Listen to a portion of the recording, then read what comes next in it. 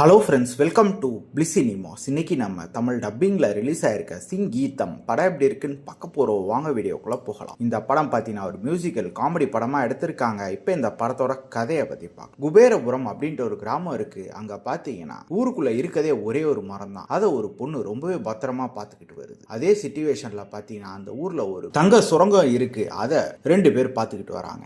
அவங்க இல்லீகலாக அதில் பல விஷயங்களும் பண்ணிக்கிட்டு இருக்காங்க. இந்த மாதிரி சிச்சுவேஷனில் இன்னும் தங்கம் எடுக்கிறதுக்காக அந்த இருக்க ஒரு மரத்தையை வெட்ட வேண்டிய சிச்சுவேஷன் வருது. அதை எப்படியாவது காப்பாத்தி ஆகணும்னு பார்க்கும்போது அந்த மரத்தை வெட்டினாங்களா இல்ல என்னதான் ஆச்சு. அதே மாதிரி ஒரு கட்டத்துக்கு மேல அந்த ஊர் மக்கள் எல்லாருமே பேசுறதையே பாடுற மாதிரி தான் பண்றாங்க. அது ஏன் கடைசியில என்னதான் ஆச்சு அப்படின்றது தான் இந்த படத்தோட மொத்த கதையே. இப்போ இந்த படத்தோட பாசிட்டிவ் நைட் பத்தி இந்த படம் ஒரு மியூசிக்கல் காமெடி படம். அதுக்கேற்ற மாதிரியே பார்த்தீங்கன்னா அந்த கான்செப்டும் சரி, இவங்க பண்ணியிருக்க விஷயங்களும் சரி பார்க்கறதுக்கு நல்லாவே இருந்து. அதே மாதிரி இவங்க இந்த சுற்றுச்சூழல் பாதுகாப்பு பத்திலாம் பேசியிருக்க விஷயமா இருக்கட்டும், படத்துல அங்கங்க பல மெசேஜ்களை சொல்றாங்க. அது ரொம்ப நீட்டாக ஒர்க் அவுட் ஆயிருக்கு. எல்லாருக்குமே கனெக்ட் ஆகிற அளவு. இந்த படத்துக்கு மிகப்பெரிய பாசிட்டிவ் பார்த்தீங்கன்னா தேவிஸ்ரீ பிரசாத் தான். அவரோட பேக்ரவுண்ட் ஸ்கோரா இருக்கட்டும், பாடல்களா இருக்கட்டும் தரமா இருந்ததுன்னே சொல்லலாம். அதே மாதிரி சினிமோட்டோகிராஃபியுமே பார்த்தீங்கன்னா குபேரபுரம் அந்த கிராமத்தை ரொம்ப நீட்டாவே காமிச்சிருக்காங்கன்னு சொல்லலாம். டெக்னிக்கலி படம் சவுண்டாவே இருக்கு. அது மட்டும் இல்லாம இந்த படத்தை எடுத்திருக்க டைரக்டர் பேர் பார்த்தீங்கன்னா சங்கீதம் ஸ்ரீனிவாசராவ். அவர் கிட்டத்தட்ட பார்த்தீங்கன்னா 94 வயசு ஆகுது. இன்னைக்குமே ஒரு